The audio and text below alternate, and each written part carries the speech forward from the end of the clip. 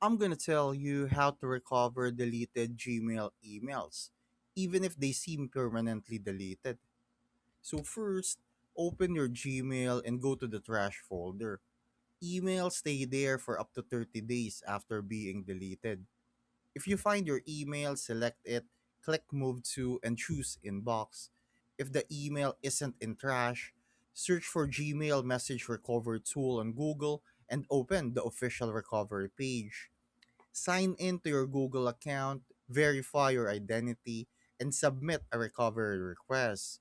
This tool is mainly for emails lost due to hacking, accidental deletion, or technical issues.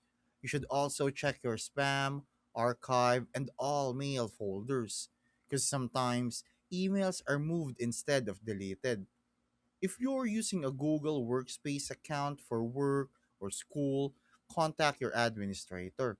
They may be able to recover permanently deleted emails for a limited time.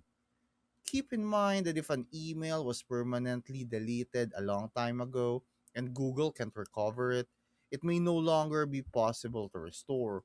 And that's it. That's how you recover deleted Gmail emails, even if they appear to be permanently deleted. Thanks for watching. Make sure to subscribe for more useful content.